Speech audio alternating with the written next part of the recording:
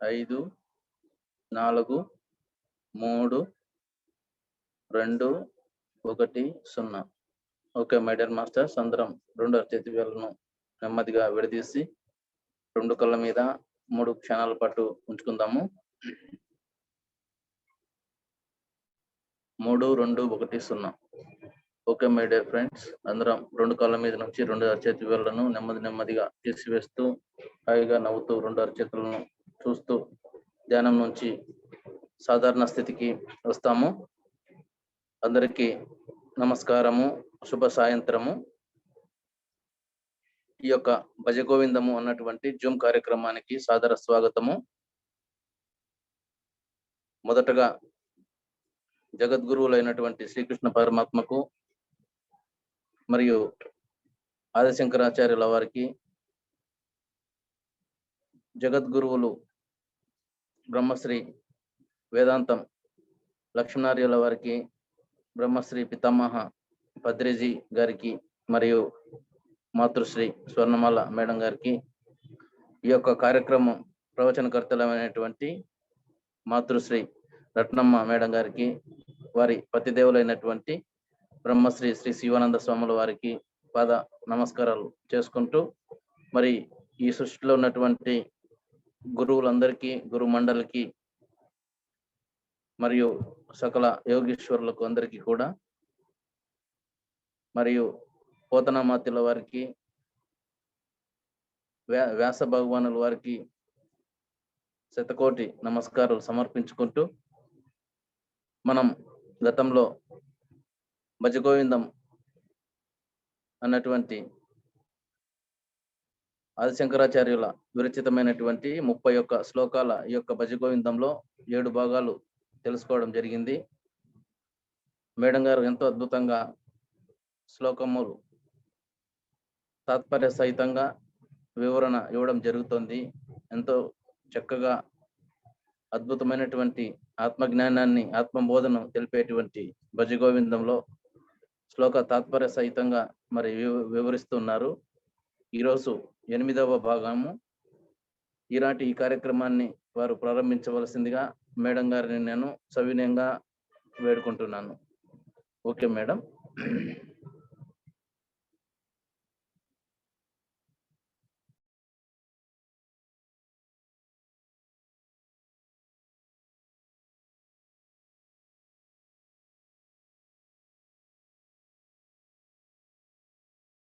Unmute చేసుకోండి madam.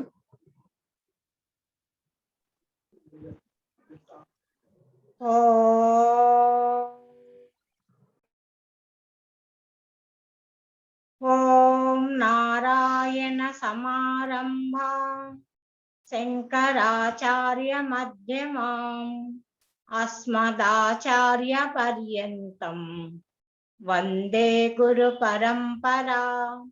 శాస్త్రం శారీరమీమాంసా దేవస్తు పరమేశ్వరః ఆచార్య శంకరాచార్యః సంతు మే జన్మ జన్మని. శృతి స్మృతి పురాణం శంకరం లోక శంకరం గురవే సర్వలోకానాం విషజే భవరోగిణాం నిదయే సర్వ విద్యానాం లక్ష్మణార్యాయ నమో నమః. జగద్గురువులైనటువంటి శ్రీకృష్ణ పరమాత్మకు, వేద వ్యాస మహర్షికి, ఆది శంకరాచార్యుల వారికి, లక్ష్మణార్యులకు, సుభాష్ పత్రిజీ గారికి శతకోటి వందనములు. ఈ కార్యక్రమంలో పాల్గొనేటటువంటి మాస్టర్స్కు మరియు దివ్యాత్మ స్వరూపులందరికీ వందనములు. మనము శంకరాచార్యులు అందించినటువంటి భాష్యమును, జ్ఞాన అమృతాన్ని మనము తెలుసుకుంటూ ఉన్నాము. మరి శంకరాచార్యుల యొక్క జీవిత చరిత్రలోని ఒక్కొక్క ఘట్టాన్ని ముందుగా తెలుసుకొని తర్వాత భజగోవిందాన్ని గురించి తెలుసుకుంటూ ఉన్నాము.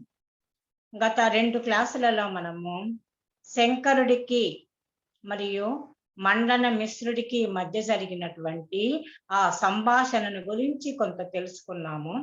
ఈరోజు మరికొంత తెలుసుకుందాం. శంకరుడు మరియు మండన మిశ్రుడు వీరిరువురు కూడా సంవాదం చేయడానికి సిద్ధపడ్డారన్నమాట. ఇద్దరికీ అంగీకారమైంది. మరి అయితే వీరిద్దరి యొక్క ఈ సంభాషణను వినడానికి ఒక సాక్షి ఉండాలి కదా. ఇద్దరి యొక్క సంవాదాన్ని, వాదాన్ని వినడానికి ఒక సాక్షిగా ఉండాలి. ఎవరు చెప్పేది కరెక్ట్, ఎవరు చెప్పేది తప్పు అని తేల్చేవారు సాక్షి. అందుకని మండన మిశ్రుడు వ్యాస మహర్షి మరియు జైముని ఇద్దరు మునులు వచ్చిండారన్నమాట ఆయన జరిపేటటువంటి ఆ కార్యక్రమానికి. శ్రాద్ధ కర్మను జరుపుతూ ఉంటాడు కదా మండన మిశ్రుడు. ఆ కార్యక్రమానికి ఈ ఇద్దరు మునులు కూడా వచ్చారు. ఇంకా ఎందరో పండితులు అందరూ కూడా వచ్చి ఉన్నారు. అప్పుడు మండన మిశ్రుడు వ్యాస భగవానుని వేడుకుంటాడనమాట. స్వామి, మీరు సాక్షిగా ఉండండి, మా ఇద్దరి వాదానికి మీరు సాక్షిగా ఉండండి, న్యాయ నిర్ణేతగా ఉండండి అని గురువైనటువంటి వేదవ్యాసుని మరియు జయముని కోరతాడు. అయితే అప్పుడు వారిరువురు ఇలా చెప్తారన్నమాట. ఏమని అంటే, ఓ మండన మిశ్ర, మీ ధర్మపత్ని అయినటువంటి ఉభయ భారతి ఎంతో జ్ఞానవంతురాలు, విద్వాంసురాలు. అంతేకాకుండా ఆమె సాక్షాత్తు సరస్వతి అవతారము కనుక ఆమెను మీరు న్యాయ నిర్ణేతగా నిర్ణయం చేసుకోండి, ఆమెను ఏర్పాటు చేసుకోండి సాక్షిగా అని చెప్తారనమాట. ఎందుకంటే మనకు శంకర విజయంలో చెప్పారు, సాక్షాత్తు పరమేశ్వరుడే శంకరుడు అని, ఆ బ్రహ్మదేవుడే మండన మిశ్రుడు అని, మరి సరస్వతియే ఉభయ భారతిగా అవతరించారు అని మనకు శంకర విజయంలో చెప్పారన్నమాట. సాక్షాత్తు ఆ దేవతలే ఆయా రూపాలుగా వచ్చారు అని. కనుక ఉభయ భారతి అంటే సాక్షాత్తు సరస్వతీ దేవియే. ఆ మాట చెప్పేసరికి మండన మిశ్రుడు అలాగే అంటాడు. తర్వాత ఆ ఋషులు వచ్చినటువంటి అతిథులందరికీ కూడా ఆతిథ్యాన్ని అందిస్తారు. వాళ్ళందరూ చక్కగా భోజనం చేసేసి వారి వారి స్థానాలకు వెళ్ళిపోతారనమాట. అలాగే వేదవ్యాసుడు జయముని కూడా ఇద్దరు కూడా వీడ్కోలు చెప్పేసి మండన మిశ్రుడికి వెళ్ళిపోతారు. తర్వాత శంకరుడు ఇక రేపటి నుంచి మన యొక్క వాదాన్ని ప్రారంభిస్తామని చెప్పేసి శంకరుడు కూడా వీడ్కోలు తీసుకొని వెళ్ళిపోతాడు. ఇక మరుసటి రోజు శంకరుడు స్నానాదులను ముగించుకొని తన యొక్క శిష్యులతో కలిసి సభాస్థలి దగ్గరికి వస్తాడు. అలాగే మండన మిశ్రుడు కూడా తన యొక్క ధర్మపత్ని అయినటువంటి ఉభయ భారతిని తీసుకుని ఆ సభాస్థలికి వస్తాడనమాట. ఇంకా ఎందరో ఆ సభలో కొలువై ఉంటారు. వారి యొక్క వాదాన్ని వినడానికి ఎందరో వచ్చి ఉంటారు. మరి ఇద్దరు కూర్చున్న తర్వాత ముందుగా శంకరుడు ప్రతిజ్ఞ చేశాడు. పరాపరజ్ఞుడైనటువంటి శంకరుడు ఇలా ప్రతిజ్ఞ చేశాడు అన్నమాట. జీవ ఈశ్వర ప్రధానమైనటువంటి ప్రతిజ్ఞను చేశాడు శంకరుడు. పరా అపరజ్ఞుడు అన్నారు. పరా అంటే శ్రేష్టమైనది, అపరా అంటే తక్కువది అని. పరా అనగా జ్ఞానము, అపరా అంటే అజ్ఞానము. పరా అనగా భవిష్యత్తు, అపరా అంటే గతించిపోయినది. మరి జ్ఞానులను పరాజ్ఞానం కలవారు అంటారు. అజ్ఞానులు అంటే అజ్ఞానులు, ఏమీ తెలియనటువంటి వారు అన్నమాట. మరి ఈ రెండింటి యొక్క భేదాన్ని చక్కగా తెలుసుకున్నవాడు శంకరుడు. అందుకే ఆయనను పరాపరజ్ఞుడు అన్నారు. ఎందుకంటే ముందుగా జ్ఞానం అంటే ఏమిటి, అజ్ఞానం అంటే ఏమిటి అన్నటువంటి అవగాహన ఉండాలి. దానినే మనకు ఆత్మ అనాత్మ వివేకము అంటారు. దానినే నిత్య అనిత్య వివేకము అంటారన్నమాట. పరా అంటే శ్రేష్టమైనటువంటి ఈశ్వర స్వరూపము. ఇక అపరా అంటే జీవుడు అన్నమాట. కనుక జీవుడికి ఈశ్వరుడికి ఉన్నటువంటి భేదాన్ని ముందుగా తెలుసుకొని వారి యొక్క ఐక్యత అన్నది ఎలా సిద్ధిస్తుందో తెలుసుకున్నటువంటి వారే జ్ఞానుడు. మరి శంకరాచార్యుల యొక్క సిద్ధాంతం ఏమిటి? బ్రహ్మ సత్యం జగన్మిథ్య, జీవో బ్రహ్మైవ నా అపరహ.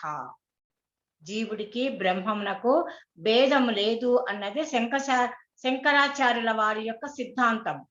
ఆ సిద్ధాంతాన్ని ఇక్కడ నిరూపణ చేస్తూ ఉన్నాడు అన్నమాట. బ్రహ్మము అన్నది ఏక స్వరూపము, నిత్య స్వరూపము, ఆనంద స్వరూపము, శాశ్వత స్వరూపము. మరి జగత్తు అన్నది నామరూపాత్మకమైనటువంటి జగత్తు. మరి ఎలాగ తోస్తూ ఉన్నది జగత్తు అంటే భ్రాంతి జ్ఞానానికి తోచేదే జగత్. మరి బ్రహ్మము అన్నది మన ఈ ఇంద్రియాలకు గోచరమయ్యేది కాదు. ఇంద్రియాలకు గోచరమయ్యేది జగత్తే కానీ బ్రహ్మము కాదు అన్నమాట. అందుకే ఆయనను ఇంద్రియ అగోచరము అంటారు. ఎప్పుడైతే బ్రహ్మ సాక్షాత్కారము కలిగిందో అప్పుడు ఈ జగత్తంతా కూడా లయమైపోతూ ఉన్నది. ఇదే నా ప్రతిజ్ఞ అనేసి శంకరుడు తన యొక్క ప్రతిజ్ఞను చెప్పాడు. ఈ వాదములో నేను తప్పకుండా గెలుస్తాను. ఒకవేళ నేను ఓడిపోతే ఈ సన్యాసాన్ని నేను వదిలిపెట్టేసి, సన్యాస ఆశ్రమాన్ని వదిలిపెట్టేసి, ఈ కాషాయ వస్త్రాలను తీసేసి తెల్లని వస్త్రాలను ధరిస్తాను అని శంకరుడు ప్రతిజ్ఞ చేశాడు.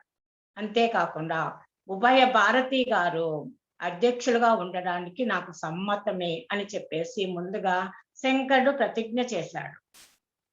తరువాత మండన మిశ్రుడు కూడా ప్రతిజ్ఞ చేస్తాడన్నమాట. ఎందుకంటే పరబ్రహ్మ స్వరూపమును తెలుసుకోవడానికి ఈ ఉపనిషత్తులేవి కూడా ప్రామాణికములు కావు. ఉపనిషత్తులను చదివినంత మాత్రాన పరబ్రహ్మాన్ని తెలుసుకోలేము, ముక్తి అన్నది లభించదు. ముక్తిని పొందాలి అంటే కర్మలను ఆచరిస్తూనే ఉండాలి. ఉన్నతమైనటువంటి కర్మలను చేయడం ద్వారానే ముక్తి అన్నది లభిస్తుంది. కనుక జీవిత పర్యంతము కర్మలను చేస్తూనే ఉండాలి అన్నది మండన మిశ్రుడి యొక్క ప్రతిజ్ఞ. ఎందుకంటే మండన మిశ్రుడు ద్వైత భావాన్ని కలిగి ఉన్నాడు అన్నమాట. ద్వైత సిద్ధాంతం ఏమిటి? జీవుడు వేరు, దేవుడు వేరు. జీవుడు ఉత్తమమైనటువంటి కర్మలను చెయ్యడం ద్వారా దైవలోకానికి వెళ్తాడు అని, అక్కడ భగవంతుణ్ణి సేవించడం ద్వారా ముక్తిని పొందుతాడు అన్నది ద్వైత సిద్ధాంతం. మరి అటువంటి సిద్ధాంతాన్ని బాగా నమ్మినవాడు మండన మిశ్రుడు. అందుకనే ఏం చెప్తున్నాడు? జీవిత పర్యంతము కర్మలు చేయవలసిందే, ఇదే నా ప్రతిజ్ఞ. ఒకవేళ నేను ఓడిపోతే ఈ తెల్లని వస్త్రాలను విడిచిపెట్టి కాషాయ వస్త్రాలను ధరిస్తాను, సన్యాసము స్వీకరిస్తాను అంటాడనమాట. ఎందుకంటే మండన మిశ్రుడు గృహస్థుడు, శంకరాచార్యుల వారు సన్యాసి. మరి వీళ్ళిద్దరూ కూడా వారి వారి ఆశ్రమ ధర్మాలను విడిచేసి, శంకరుడేమో తెల్ల వస్త్రాలు ధరిస్తాను అంటాడు, ఈయనమ్మ మండన మిశ్రుడేమో కాషాయ వస్త్రాలు ధరిస్తాను అని ప్రతిజ్ఞ చేశాడనమాట. మరి నా భార్య అయినటువంటి ఉభయ భారతి అధ్యక్షులుగా ఉండడానికి నాకు కూడా సమ్మతమే అని చెప్పేసి ఈయన ప్రతిజ్ఞ చేస్తాడు. ఇక వారి ఇద్దరి యొక్క ప్రతిజ్ఞ తర్వాత మరి అధ్యక్ష పీఠాన్ని అలంకరిస్తుంది ఉభయ భారతి. ఒక 2 పువ్వుల మాలలను తెప్పిస్తుంది అన్నమాట. ఆ 2 మాలలను ఇద్దరికి ఇచ్చేసి మెడలో ధరించమని చెప్తుంది. ఎవరి మెడలో ఉన్నటువంటి ఆ మాలలోని పుష్పాలు వాడిపోతాయో వారు ఓడిపోయినట్టు, అదే వారి యొక్క ఓటమికి గుర్తు అని చెప్తుందన్నమాట. అలాగని చెప్పేసి ఇద్దరు మాలలు ధరిస్తారు. ఇక వాదము అన్నది ప్రారంభము. అలాగా రోజు రోజుకు కూడా వాదం అన్నది బాగా విస్తారమవుతూ వస్తుందన్నమాట. ఇద్దరూ కూడా ఒకరిని మించి ఒకరు వాదిస్తూ ఉంటారు. ఒకరేమో కర్మ సిద్ధాంతి నమ్మిన వారు, మరొకరేమో జ్ఞానాన్ని నమ్మినటువంటి వారు. ఇద్దరు కూడా బాగా రోజు రోజుకు వాదిస్తూ ఉంటారన్నమాట. అయితే ఉభయ భారతి ఏమి లేదు, అలాగా వింటూ ఉంటుందన్నమాట. ప్రతిరోజు కూడా మధ్యాహ్నం అయ్యేసరికి ఆమె చెప్పేది ఏమని? మండన మిశ్రుడితో ఏమో భోజనమునకు వేలైనది అని చెప్పేది, శంకరాచార్యుల వారితో భిక్షకు వేలైనది అని మాత్రం చెప్పేది. అంటే ఇంక వాదాన్ని ఆపమని అర్థం. అట్లాగా 5-6 రోజుల పైన గడిచిపోతుందన్నమాట. మరి ఎంతగా శంకరుడు చెప్పినా కూడా ఈ అద్వైత సిద్ధాంతాన్ని మాత్రము మండన మిశ్రుడు అంగీకరించాడు. ఓ యతీశ్వర, మీరు ఎంత చెప్పినా కూడా జీవుడికి ఈశ్వరుడికి ఐక్యము అంటే నాకు అంగీకారము కుదరడము లేదు. జీవుడు వేరు, ఈశ్వరుడు వేరు, ఇద్దరు వేరు వేరే, కానీ వారిద్దరికీ కూడా ఐక్యత అన్నది కుదరదు. దీనికి సరైనటువంటి ప్రమాణాలు ఏవీ లేవు, ఉంటే ఆ ప్రమాణాలను నాకు వివరించి చెప్పండి అని అడుగుతాడు. అప్పుడు శంకరుడు తత్వమసి మహావాక్యాన్ని గురించి చెబుతూ, ఈ తత్వమసి మహావాక్యాన్ని ఉద్దాలకుడు అన్నటువంటి ఒక మహర్షి తన కుమారుడైనటువంటి శ్వేతకేతువుకు 9 ఉదాహరణలతో వివరించి చెప్పాడు. నాయన, తత్వమసి మహావాక్యమే మనకు ప్రామాణికము అని చెప్తాడనమాట. అయితే దానిని కూడా మండన మిశ్రుడు ఒప్పుకోడు. ఏమంటాడు?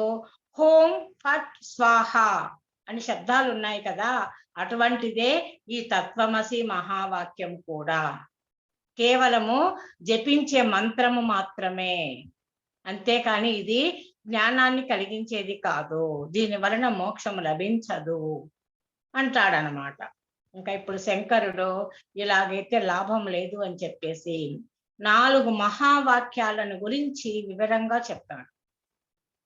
మనకు మొత్తము మహావాక్యములు అన్నవి 4 ఉన్నాయి. ఒక్కొక్క వేదము నుంచి ఒక్కొక్క మహావాక్యాన్ని చెప్పారనమాట. తత్వమసి మహావాక్యం, ఇది సామవేద మహావాక్యము, చాంద్విక్యోపనిషత్తులో ఉన్నదనమాట.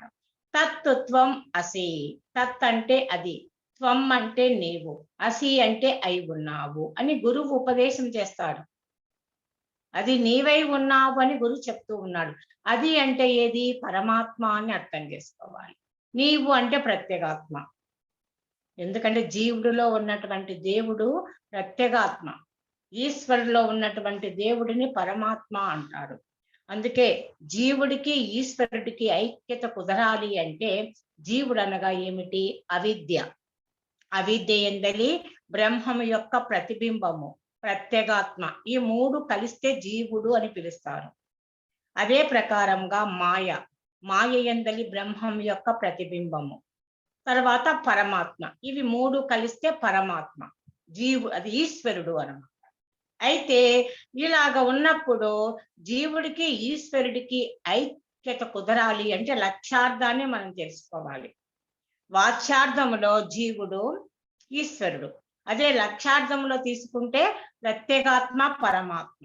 ఎందుకు అంటే అవిద్య తొలగిపోయేదే, మాయ లీనమైపోయేది. కాబట్టి అవిద్య మాయలు ఎప్పుడైతే లేకుండా పోతాయో అప్పుడు ప్రతిబింబాలు కూడా ఉండవు. అప్పుడు ప్రత్యేగాత్మ పరమాత్మ ఒక్కటే. ఇది ఏ సిద్ధాంతము అనేసి తత్వమసి మహావాక్యమును, తర్వాత అహం బ్రహ్మాస్మి, అహం బ్రహ్మాస్మి, నేను బ్రహ్మమును అయి ఉన్నాను అని యజుర్వేద మహావాక్యము అన్నమాట. దీనిని ధ్యాన మహావాక్యము అంటారు. దీనిని గురించి మనకు బృహదారణ్యకోపనిషత్తులో వివరించారు. అహం బ్రహ్మాస్మి అని ధ్యానము ద్వారా తెలుసుకోవడము. ఇక 3వది ప్రజ్ఞానం ఆనందం బ్రహ్మ. ఇది ఋగ్వేద మహావాక్యం. ఋగ్వేదములో మనము ఈ ప్రపంచాన్ని ఎలాగ తెలుసుకుంటున్నామో, ఏ ప్రజ్ఞానముతో తెలుసుకుంటున్నాము అంటే దానికి ఆధారము మనలో ఉన్నటువంటి ఆత్మస్వరూపమే, చైతన్య స్వరూపమే. ఆ చైతన్యముతోనే మన యొక్క తెలివి కూడా ప్రకాశిస్తూ ఉన్నది. ఆ తెలివితో మనము ప్రపంచాన్ని తెలుసుకుంటూ ఉన్నాము కనుక మనలో ఉన్నటువంటి ఆత్మస్వరూపమే ఆనంద స్వరూపము, అది ఏ ప్రజ్ఞానము, అది ఏ బ్రహ్మము అని మనకు ఈ ఉపనిషత్తు వాక్యము చెప్తూ ఉన్నది. అందుకే దీనిని అనుభవ మహావాక్యము అంటారు. ఈ వాక్యాన్ని గురించి ఐతిరేయోపనిషత్తులో వివరంగా చెప్పారన్నమాట. తర్వాత అయమాత్మా బ్రహ్మ. అయం అంటే ఈ ఆత్మ, ఈ ఆత్మ అంటే నాలోని ఆత్మ బ్రహ్మమే. ఇది అధర్వణ వేదములో ఉన్నటువంటి మహావాక్యము. ఎందులో ఉంది? మాండిక్యోపనిషత్తులో వివరించారు. దీనిని మనన మహావాక్యము అంటారన్నమాట. ఎందుకంటే ఉపనిషత్తులలో అవాంతర వాక్యములు, మహావాక్యములు అని 2 రకాలు ఉంటాయి. దానిని మండన మిశ్రుడు సరిగా అర్థం చేసుకోలేదు. అందుకనే ఈ మహావాక్యాలను గురించి వివరంగా శంకరుడు చెప్తాడన్నమాట మండన మిశ్రుడికి. బ్రహ్మం యొక్క నిజతత్వాన్ని వివరిస్తాడు. దానికి మండన మిశ్రుడు ఏమి చెప్తాడో మనము నెక్స్ట్ క్లాసులో తెలుసుకుందాం.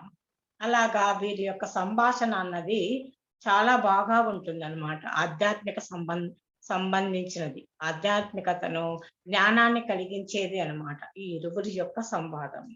ఇక భజగోవిందములోకి ప్రవేశిద్దాం. మరి శంకరాచార్యుల యొక్క శిష్యులు చెప్పినటువంటి శ్లోకాలను, 7 శిష్యులు చెప్పినటువంటి శ్లోకాలను మనము ఇది వరకు తెలుసుకున్నాము. ఇక 8వ శ్లోకము. మరి ఈ శ్లోకమును ఎవరు చెప్పారు అంటే శంకరుడితో పాటి ఉన్నటువంటి శిష్యుడు ఈ శ్లోకాన్ని చెప్పారు. ఇది ఎంతో కూడా ముఖ్యమైనటువంటిది. ఈ శ్లోకము మనం ఎప్పుడూ కూడా చెప్పుకుంటూ ఉండేది అన్నమాట. ఇది చెప్పినటువంటి శిష్యుడి పేరు ఏమిటి అంటే నిత్యనాథుడు. నిత్యనాథుడు. మరి అసలు శంకరాచార్యుల యొక్క శిష్యుల యొక్క పేర్లన్నీ కూడా భగవత్ సంబంధితముగా, ఆధ్యాత్మిక సంబంధితంగానే ఉంటాయి. నాథుడు అంటే ఎవరు?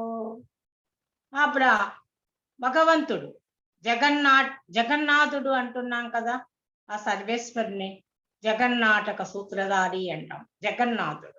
నిత్యనాథుడు అంటే ఎప్పుడూ కూడా ఆ జగన్నాథుడిని మరవకుండా ఉండేవాడు నిత్యనాథుడు అంటే. మరి ఈయన చెప్పినటువంటి శ్లోకము పునరపి జననం పునరపి మరణం పునరపి జనని జఠరే శయనం ఇహ సంసారే బహుదుస్సారే కృపయా పారే పాహి మురారే భజ గోవిందం భజ గోవిందం గోవిందం భజ మూఢమతే సంప్రాప్తే సన్నిహితే కాలే సంప్రాప్తే సన్నిహితే కాలే నహి నహి రక్షతి డుగ్రుం కరణే భజ గోవిందం భజ గోవిందం గోవిందం భజ మూఢమతే. పునరపి జననం పునరపి మరణం పునః అపి. పునః అంటే మరలా, మరలా పుడుతూ ఉన్నాము, మరలా మరణిస్తూ ఉన్నాము. పునరపి జననం పునరపి మరణం పునరపి జనని జఠరే శయనం. మరలా ఎక్కడ మనము శయనిస్తూ ఉన్నాము? జఠరే శయన జనని జఠరే శయనం. జనని అంటే తల్లి, తల్లి యొక్క జఠరము అంటే ఉదరము, కడుపునందు శయనిస్తూ ఉన్నాము అంటే గర్భమునందు ఉంటూ ఉన్నాము అని అర్థం. పుడుతూ ఉన్నాము, మరణిస్తూ ఉన్నాము, మళ్ళీ తల్లి గర్భములోకి ప్రవేశిస్తూ ఉన్నాము. ఇహ సంసారే బహుదుస్తారే. మరి ఈ జనన మరణములు అన్నటువంటి ఈ సంసారాన్ని నుంచి బయటపడడము అన్నది చాలా కష్టము. దుస్తారే, ఎంతో కష్టమైనటువంటిది. మరి ఎవరి యొక్క కృప కావాలి? కృపయా పారే పాహి మురారే. ఓ పాహిమాం, ఓ మురారి అని ఆ భగవంతుడిని ఎప్పుడైతే మనం సేవిస్తామో అప్పుడే ఆయన యొక్క కృప కలుగుతుంది. ఆయన యొక్క దయ ఉంటేనే ఈ జనన మరణములు అన్నటువంటి ఈ సంసార చక్రము నుంచి బయటపడతాము. ఆ మురారి యొక్క దయ ఉంటేనే. అందుకే ఆయనను సేవించుము, ఆయనను భజించుము అని చెప్పేసి శంకరాచార్యుల శిష్యుడైనటువంటి నిత్యనాథుల వారు ఈ విషయాన్ని చెప్పారు. ఎక్కువగా కూడా ఈ శ్లోకాన్ని మనము ఉపన్యాసాలు చెప్పేటప్పుడు చెప్తూ ఉంటాం అన్నమాట. చాలా మంది కూడా చెప్తూ ఉంటారు. ఎందుకు అంటే మనకు ఈ శ్లోకం ఏం చెప్తూ ఉన్నది? జనన మరణాలను గురించి చెప్తూ ఉన్నది.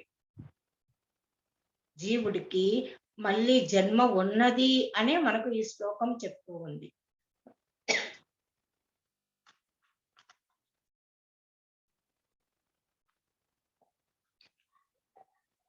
అంతేకాదు, భగవద్గీత కానీ ఉపనిషత్తులు కానీ ఇవన్నీ ఏం చెప్తూ ఉన్నాయి? జన్మలు ఉన్నాయి అనేసి జన్మ సిద్ధాంతానే చెప్తూ ఉన్నాయన్నమాట. కొందరు నాస్తికులు ఏమంటుంటారు? ఇక జన్మే లేదు, ఏమీ లేదు, ఇదే జన్మలాస్తి. మానవులుగా పుట్టా మరణిస్తాం అంతే, ఇంకా వేరే జన్మ లేదు, కర్మ లేదు, ఏమీ లేదు అనే వాళ్ళు కూడా ఉన్నారు సమాజంలో. కానీ మనకు శాస్త్రాలు ఏం చెప్తూ ఉన్నాయి? కర్మ సిద్ధాంతం ఏం చెప్తూ ఉన్నది? జన్మలు ఉన్నాయి అని. మనం గతములో చేసుకున్నటువంటి కర్మల యొక్క ఫలితంగానే ఈ జన్మ ఉంటుంది. మనం గతములో పుణ్యకర్మలు బాగా చేసుకున్నాము కనుకనే మానవ జన్మ లభించింది. అలా కాకుండా ఈ మానవ జన్మ లభించిన తర్వాత కూడా మనము పాపాలు చేస్తూ దుష్కర్మలు చేస్తూ ఉంటే మళ్ళీ మానవ జన్మ వస్తుందా? రాదు. ఎన్ని దేహాలు ఉన్నాయి అంటే విశ్వంలో 84 లక్షల రకాల దేహాలు ఉన్నాయి. అందుకే జీవకోటి 84 లక్షల రకాలు అన్నాం.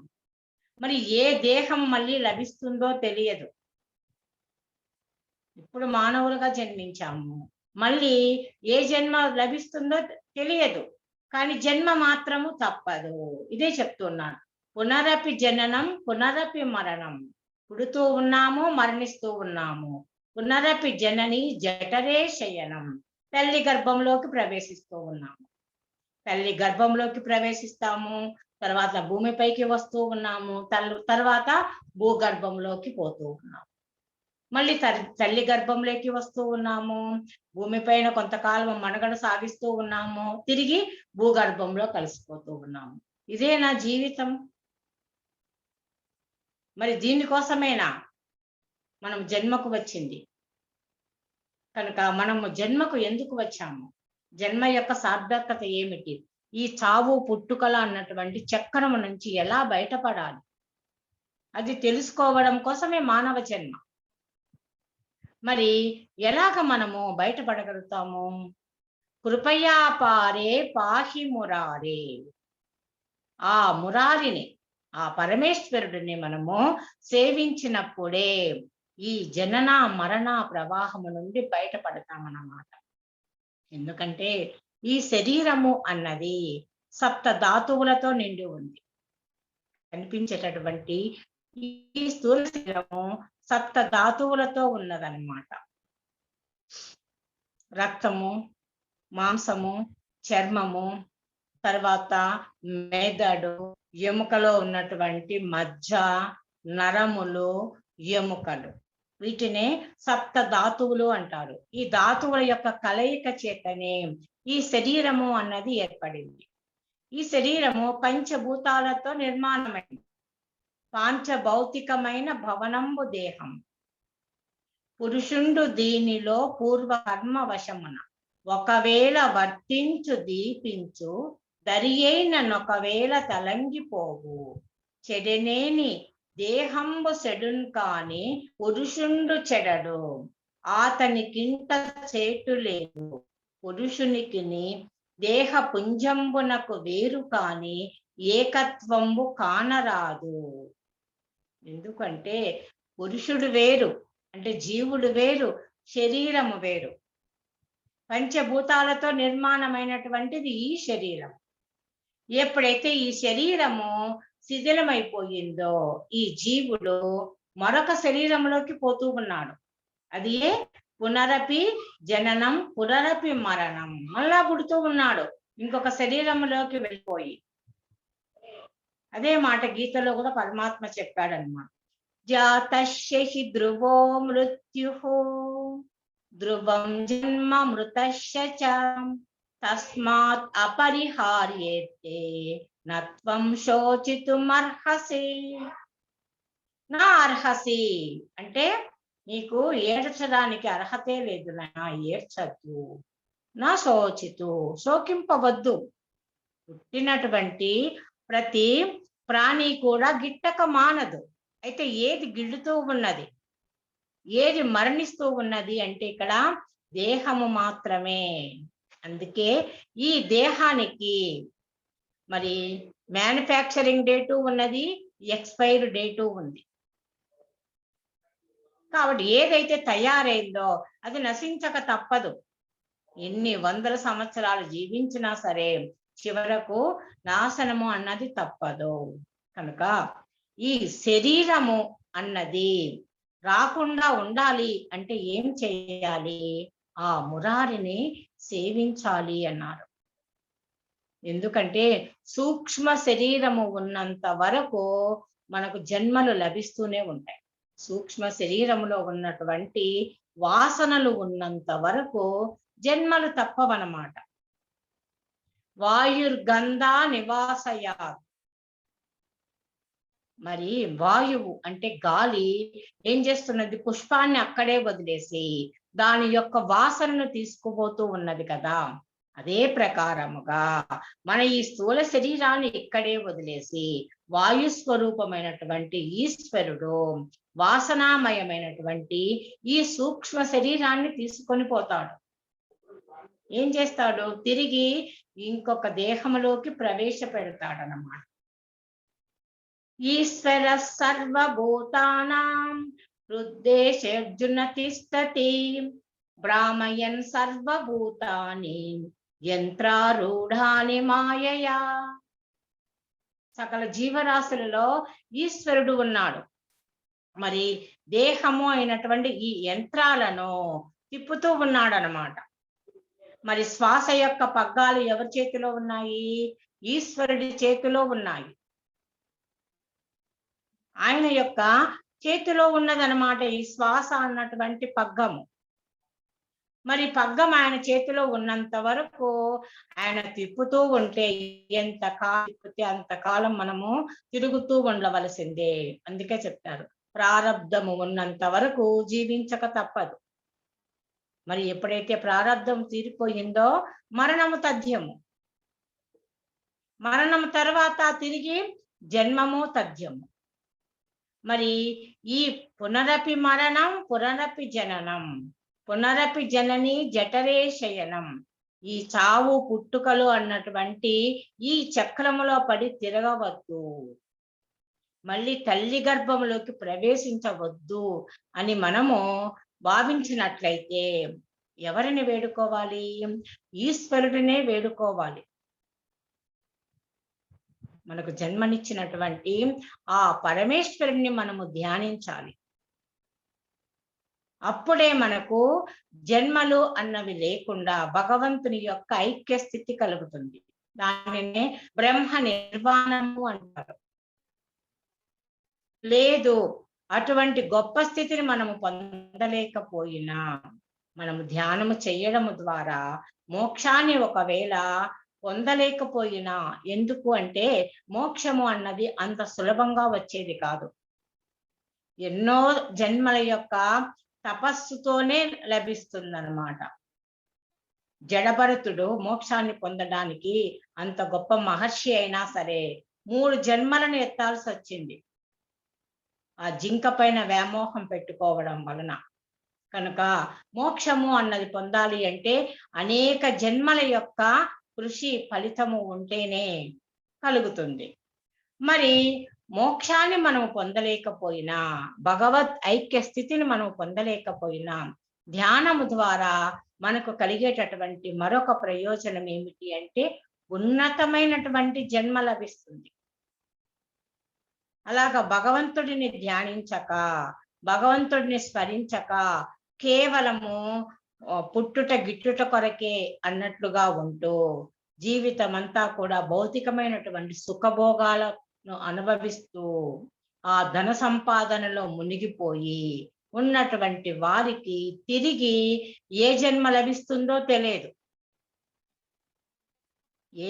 ఎటువంటి శరీరంలోకి వారి యొక్క ఆ జీవుడు ప్రవేశిస్తాడో తెలియదు. మానవ జన్మ అన్నది రావడము చాలా కష్టం. అదియే ఈ ధ్యాన మార్గంలో ఉన్నట్లయితే భగవంతుడిని ధ్యానిస్తూ ఎప్పుడైతే ఈ తనువును వదులుతారో అటువంటి వారికి తప్పకుండా మానవ జన్మనే లభిస్తుంది అని మనకు గీతలో పరమాత్మ చెప్పే ఉన్నాడు. ప్రాప్య పుణ్య కృతాం లోకాన్ ఉషిత్వా శాశ్వతీ సమాహ శుచీనాం శ్రీమతాం గేహే యోగ భ్రష్టోభిజాయతే. యోగ భ్రష్టులు అంటే యోగాన్ని చేస్తూ దేహాన్ని వదిలినటువంటి వారు ఆ పరిపూర్ణ స్థితిని పొందక పూర్వమే దేహాన్ని వదిలినటువంటి వారు అంటే మరణించినటువంటి వారు. మరి అటువంటి వారు చక్కగా ఉన్నత లోకాలకు వెళ్ళేసి స్వర్గ సుఖాలను అనుభవించి తిరిగి ఉన్నతమైనటువంటి కుటుంబములో శుచీనాం శ్రీమతాం గేహి మంచి సాంప్రదాయబద్ధమైనటువంటి ధనముతో ఉన్నటువంటి చక్కటి కుటుంబములో మానవులుగా జన్మిస్తారు. కనుక ధ్యానము చేసే వారికి జన్మ అంటూ ఉంటే అది తప్పకుండా మానవ జన్మయే అవుతుంది. ఇది మనకు భగవద్గీతయే ప్రామాణికం. కనుక అటువంటి ఉన్నత జన్మను మనము పొందాలి అన్నా, ధనవంతుల బిడ్డగా పుట్టాలి అన్నా, లేదా మోక్షాన్ని పొందాలి అన్నా ఏది మనకు శరణ్యము? ధ్యానమే శరణ్యము. అట్టి ధ్యానము ద్వారా ఈ చావు పుట్టుకలు అన్నటువంటి చక్రము నుంచి బయటపడగలము. లేదు అంటే ఉన్నతమైనటువంటి జన్మనైనా పొందుతాం. ఆ తర్వాత అక్కడి నుంచి మళ్ళా ప్రారంభిస్తాము. ఎందుకంటే పూర్వజన్మ సంస్కారము ఉంటుంది కనుక అక్కడి నుంచి మళ్ళీ ధ్యాన మార్గంలో ప్రవేశించడానికి అవకాశం ఉంటుందన్నమాట. కనుక మరణము మాత్రము ప్రతి జీవికి తప్పదు అన్నారు. ఒకసారి స్వర్గలోకములో ఒక సభ ఏర్పాటు చేశారట. ఆ సభకు దేవతలందరూ కూడా ఆహ్వానించబడ్డారు. దేవతలందరూ ఆ సభలోకి వస్తూ ఉన్నారు ఒక్కొక్కరు. అట్లాగా యమధర్మరాజును కూడా ఆహ్వానిస్తే ఆయన కూడా స్వర్గలోకంలో ఉన్నటువంటి ఆ సభలోకి ప్రవేశిస్తూ ఉంటే ఆ సభ యొక్క ఆ గృహానికి బయట ద్వారము దగ్గర ఒక పంజరములో చిలుక ఉంటుందట. ఆ స్వర్గపురి యొక్క బయట ద్వారం దగ్గర బయట ఒక పంజరములో ఒక చిలుక ఉంటుందంట. ఆ చిలుకను ఒక నిమిషము యమధర్మరాజు అలాగే చూస్తాడు. వెళ్ళేవాడు లోపలికి వెళ్ళకుండా ఒక నిమిషము ఆ చిలుకను అలాగే చూసి నవ్వుకుంటూ లోపలికి పోతాడు. ఆ విషయాన్ని చిలుక గమనించింది. అమ్మో, యమధర్మరాజు ఎందుకు నవ్వుకుంటూ పోయినాడో, ఒకవేళ నాకేమన్నా మృత్యువు వస్తుందేమో, కాబట్టి ఆ యముడు లోపలి నుంచి బయటికి రాకముందే నేను ఇక్కడి నుంచి దూరంగా పోవాలి అని అనుకుంటుంది. ఇంతలో గరుత్మంతుడు, ఆ విష్ణువు యొక్క వాహనం గరుత్మంతుడు కదా, గరుత్మంతుడు అక్కడికి వస్తాడు.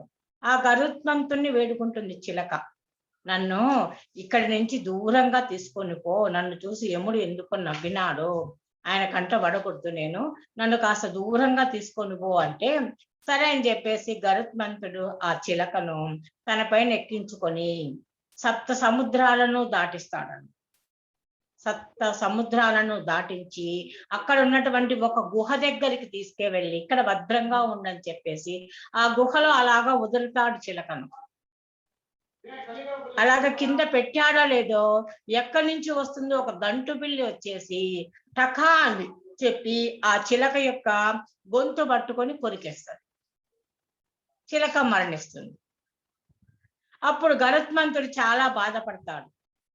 అయ్యో, ఈ చిలక మరణంతో భయపడిన తనను ఇక్కడికి తీసుకురమ్మని చెప్తే ఇక్కడికి వచ్చినా కూడా అది మరణించింది, దాన్ని రక్షించలేకపోతేనే అనేసి గరుత్మంతుడు బాధగా తిరిగి ఆ స్వర్గపురికి వస్తాడనమాట. వచ్చిన తర్వాత యమధర్మరాజు దగ్గరికి వెళ్ళి అడుగుతాడు, యమధర్మరాజా, మీరు ఎందుకు చిలకను చూసి నవ్వినారు, విషయం ఏమిటి అని అడుగుతాడు. అప్పుడు యముడు చెప్తాడనమాట, ఏం లేదు గరుత్మంత, ఆ చిలకను చూడగానే దాని యొక్క తలరాత అంతా నాకు కనిపించింది. ఇది ఒక క్షణంలో, దీని యొక్క ప్రాణాలు ఒక క్షణంలో 7 సముద్రాలు దాటుతాయి అని నాకు కనిపించింది. అందుకే ఒక క్షణంలో ఎట్లాగ ఈ ప్రాణాలు 7 సముద్రాలు దాటుతాయి అనేసి నాకు నవ్వు వచ్చింది, అందుకే నవ్వాను అంటాడు. అప్పుడు గరుత్మంతుడు చెప్తాడు, నేనే ఆ చిలుకను 7 సముద్రాలు దాటించినాను, కాకపోతే దాటినా కూడా దాన్ని బ్రతికించలేకపోయాను, ఆ గండు పిల్లి వచ్చేసి దాన్ని చంపేసింది అని చెప్తాడనమాట. కనుక మరణము అన్నది వచ్చినప్పుడు ఎక్కడ దాక్కున్నా దానిని మాత్రం ఎవ్వరూ తప్పించలేరు, అది అనమాట. అందుకే జాతస్యహి ధ్రువో మృత్యు, మరణము అన్నది తప్పదు. మరి భగవంతుడిని మనము వేడుకుంటూ ఉంటేనే ఈ జనన మరణ ప్రవాహము నుంచి బయటపడగలము అని చెప్పేసి నిత్యనాథుల వారు చెప్పారు. ఇక తర్వాత మరొక శిష్యుడు, ఈయన యోగానందుల వారు, ఆయన మరొక శ్లోకాన్ని మనకు వివరించారు. ఆ శ్లోకాన్ని గురించి తెలుసుకుందాం.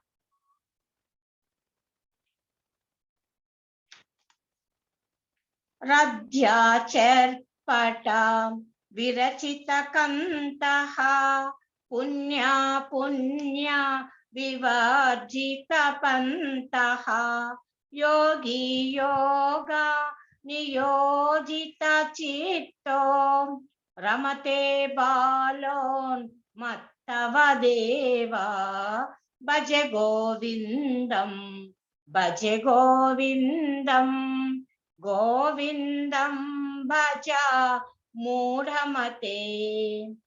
యోగానందుడు ఎప్పుడూ యోగము ద్వారా ఆనందంగా ఉండేవాడు. యోగానందుడు అంటే ఎప్పుడూ ఆనందము. ఏ ఆనందము? యోగములో ఉంటూ ఆనందంగా ఉండేవారినే యోగానందులు అంటారన్నమాట. మరి ఆయన ఏం చెప్తూ ఉన్నారు అంటే, రథ్యాచర్పట విరచిత కంతః అంటే వీధిలో పడి ఉన్నటువంటి బట్టపేలికలతో కుట్టినటువంటి ఆ బొంతను కట్టుకునేవాడు. కంత అంటే బొంత. ఆ బొంత అంటే ఏం చేస్తారు? పాత బట్టలన్నీ కలిసి కుడతారనమాట, దానిని బొంత అంటారు. దానినే కొందరు పరుచుకుంటూ ఉంటారు, కొందరు నడుముకు కూడా చుట్టుకుంటూ ఉన్నారు. మరి ఎట్లున్నాడు ఈ యోగీశ్వరుడు అంటే, రథ్య చర్పట విరచిత కంతః, ఆ పాత బట్టలతో తయారు చేసినటువంటి ఆ బొంతను నడుముకు కట్టుకొని ఉన్నాడు. తర్వాత పుణ్య పుణ్య వివర్జిత పంతః, పుణ్యము పాపము, పుణ్య పాపములు అన్నింటినీ కూడా విసర్జించినటువంటి వారు. నా పుణ్యం నా పాపం, ఆ పంథాలో నడిచేవారు అన్నమాట.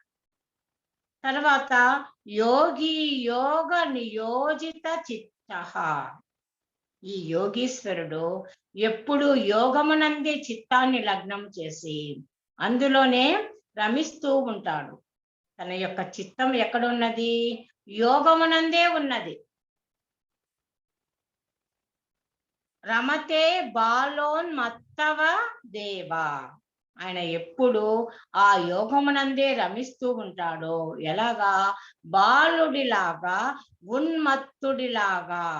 ఇక్కడ 2 పదాలు వాడారు. ఒకటేమో బాలుడు అని, మరొకటి ఉన్మత్తుడు. ఉన్మత్తుడు అంటే పిచ్చివాడు అని.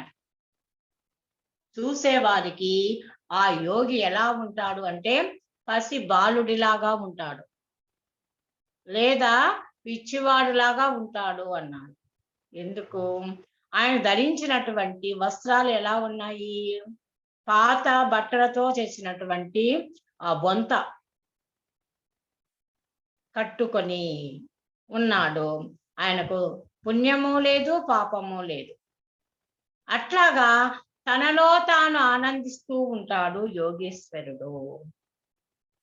ఇప్పుడు పిల్లలు చూడండి, పిల్లలు మనము అల్లరి చేయకుండా ఏడవకుండా ఉండాలి అంటే వాళ్ళ కొన్ని బొమ్మలు ఇస్తాం.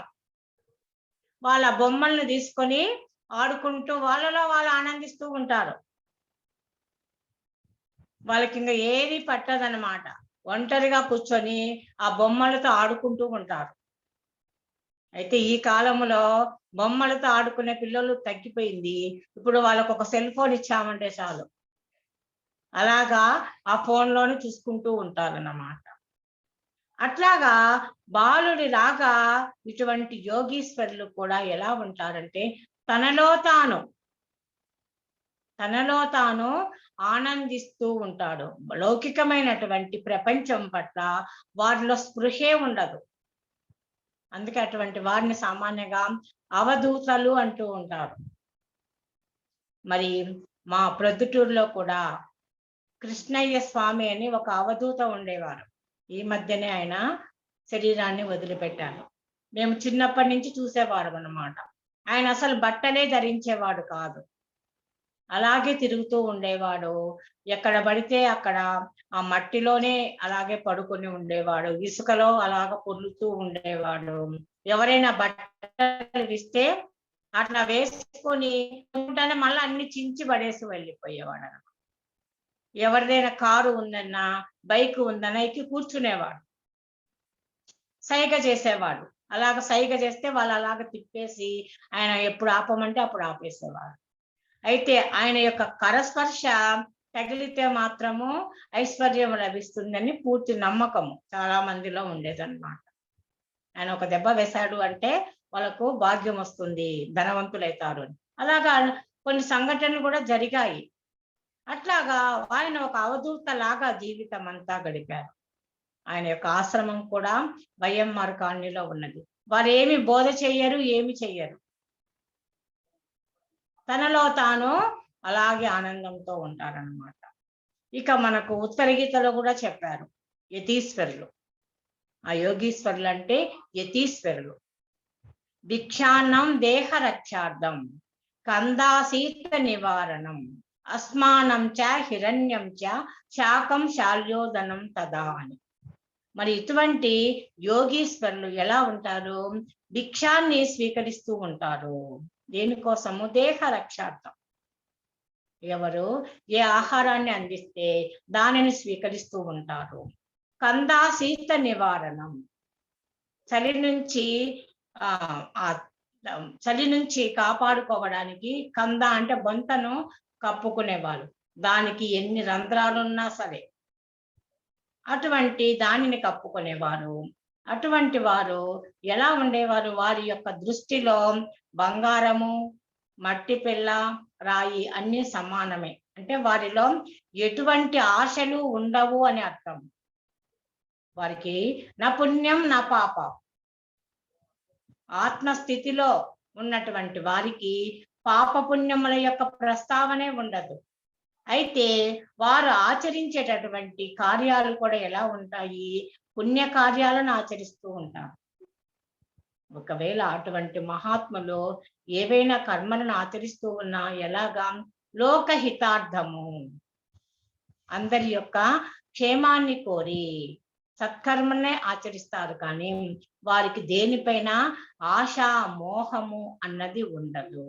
అందుకే ఇక్కడ యోగీశ్వరులను బాలుడిగా మరో ఉన్మత్తుడిగా వర్ణిస్తూ యోగానందుల వారు మనకు ఈ శ్లోకాన్ని చెప్పారు.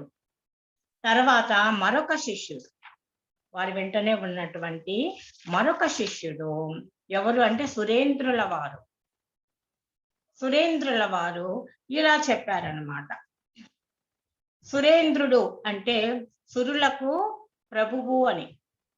సురులు అంటే దేవతలు. దేవతలందరికీ ప్రభువు. దేవేంద్రుడు అన్నా సురేంద్రుడు అన్నా ఒకటే. మరి తనలో ఉన్నటువంటి ఇంద్రియాలన్నింటికీ కూడా అధిదేవతలు ఉంటారు కదా. మరి ఎవరైతే ఇంద్రియ నిగ్రహాన్ని కలిగి ఇంద్రియాలన్నింటినీ తన వశమునందు ఉంచుకున్నవారో అప్పుడు అధిదేవతలు కూడా వారి యొక్క వశంలో ఉంటారు కనుక అట్టి వారే సురేంద్రులు అంటే అర్థం. ఇంద్రియాలన్నిటినీ కూడా తన యొక్క ఆధీనంలో ఉంచుకున్నవారు.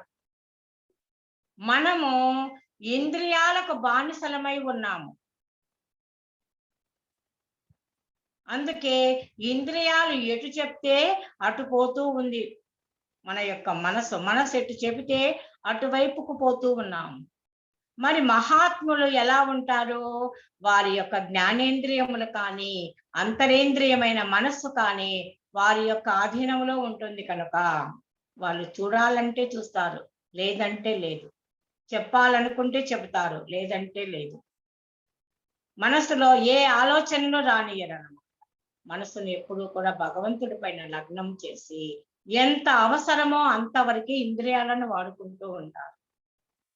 ఇప్పుడు అన్నం రాసి ఉందనుకోండి, మనము ఎంత అన్నం చాలా ఉందని చెప్పేసి ఎక్కువ తినగలుగుతామా? ఎంత తినగలుగుతామో అంతే తింటాము. అలాగే మనకు బాగా దాహం వేస్తూ ఉందనుకోండి, నది దగ్గరికి వెళ్ళాము, నదిలో నీళ్లు చాలా ఉందని చెప్పేసి ఎక్కువ నీళ్లు తాగుతామా? తాగలేము కదా. ఎంత తాగుతామో అన్నే తాగుతాము. అట్లాగే ఇంద్రియాలకు ఎన్నో విషయాలు ఉన్నా మరి అన్నింటినీ గ్రహించాలి అని వాళ్ళు భావించారు మహాత్ములు. ఎంతవరకు అవసరమో అంతవరకే ఇంద్రియాలను వినియోగించుకుంటారు. వారి ఆధీనంలో ఉంచుకున్న వారినే సురేంద్రులు అంటారన్నమాట.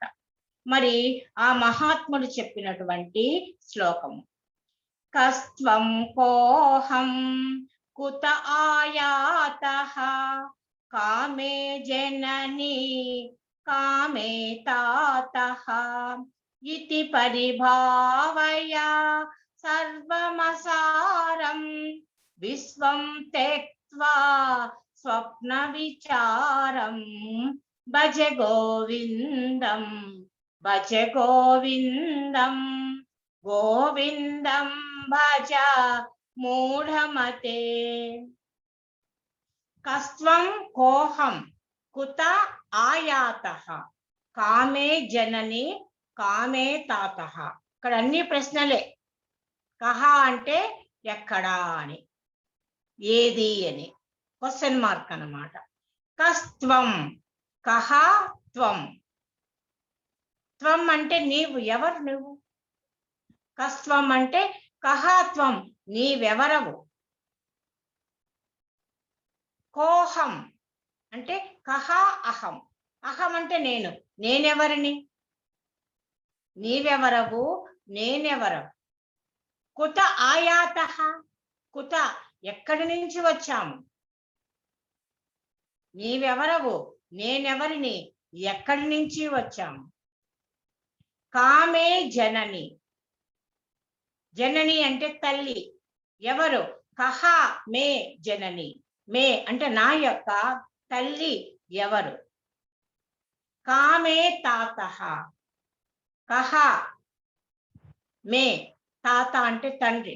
సంస్కృతములో తండ్రిని తాత అంటారన్నమాట.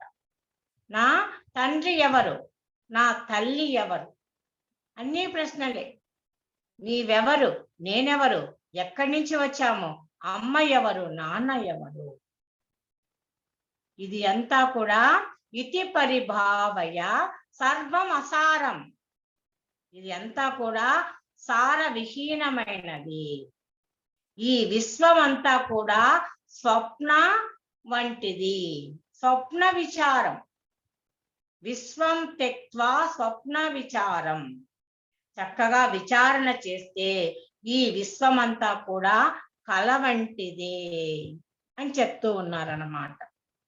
కల వంటిది, ఇంతియ కాని నిక్కము కాదు అని ప్రహ్లాదుడు కూడా భాగవతంలో చెప్తాడు. స్వప్న జాగ సమములో పరమునికి కల వంటిది కాని ఇంతియ కాని నిక్కము కాదు. ఈ జగత్తంతా కూడా స్వప్నము వంటిదే. మహాత్మలకు ఇదంతా కూడా స్వప్నము వంటిదే.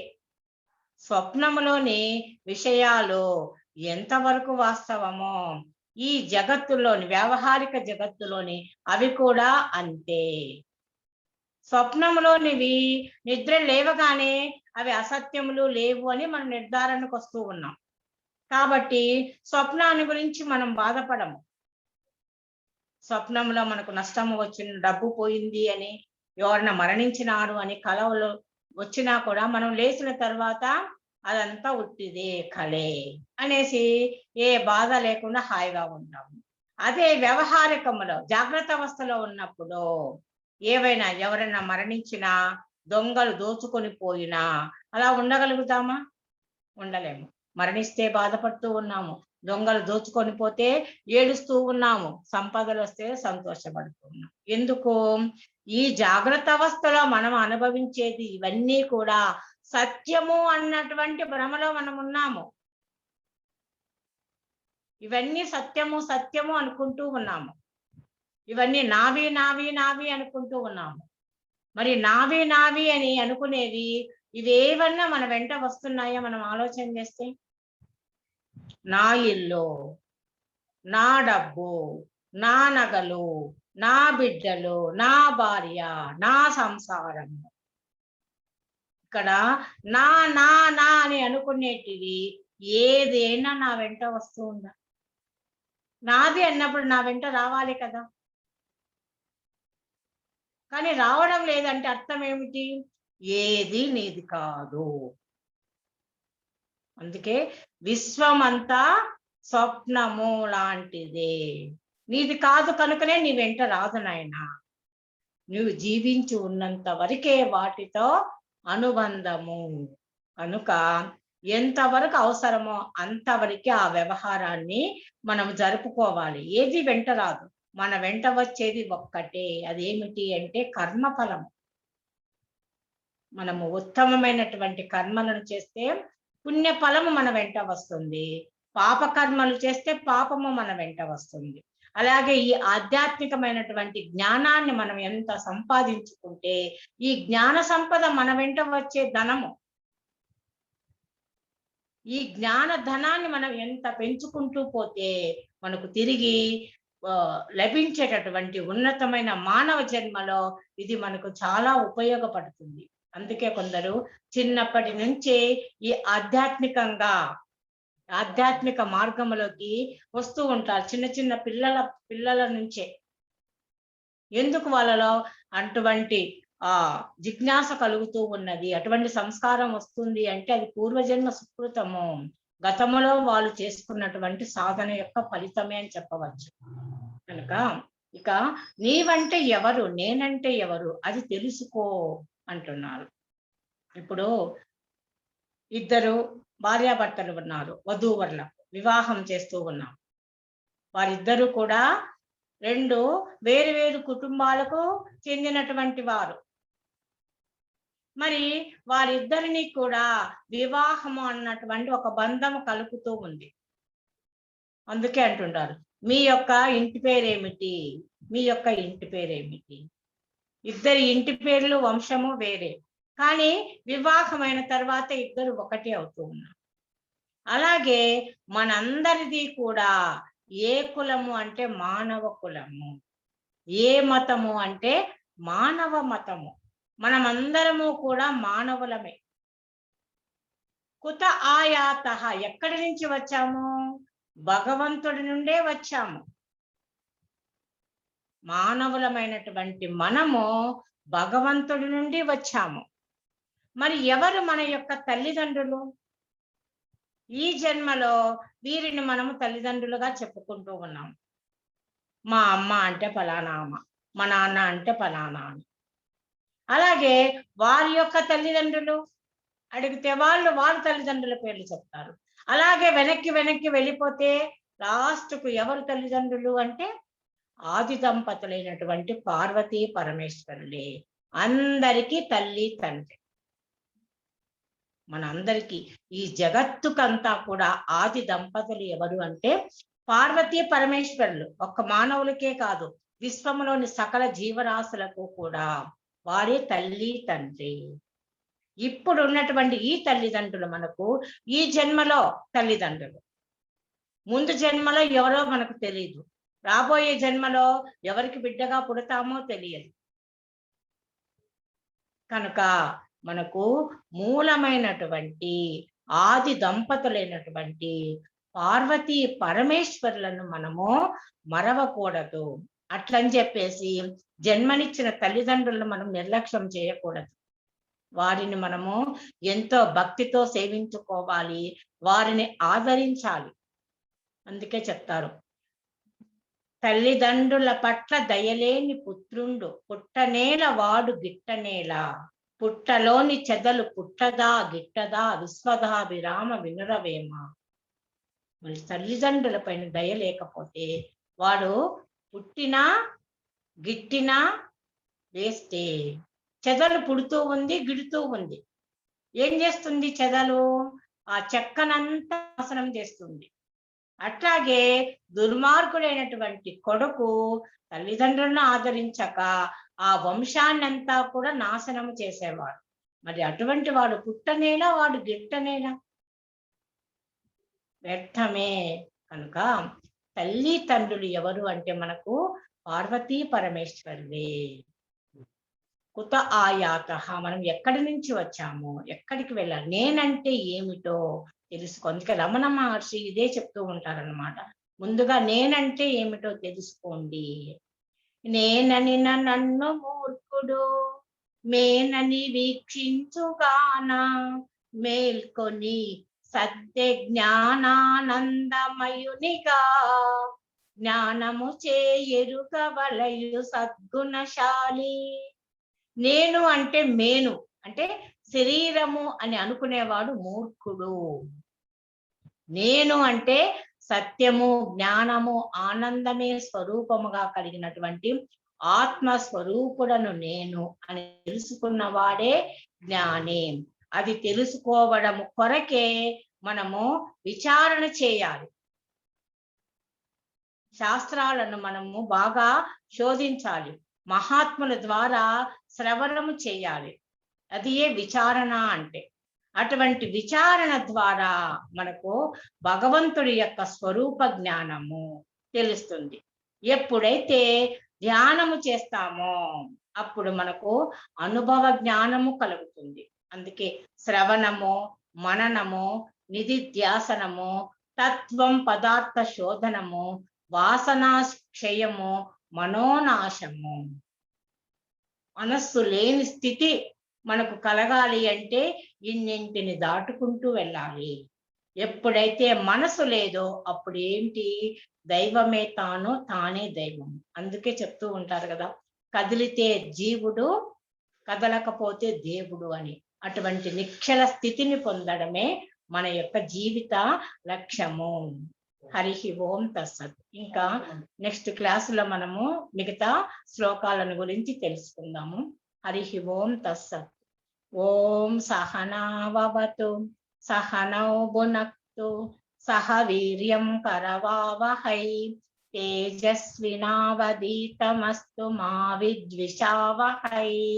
ఓం శాంతి శాంతి శాంతి. హరి ఓం తస్సత్.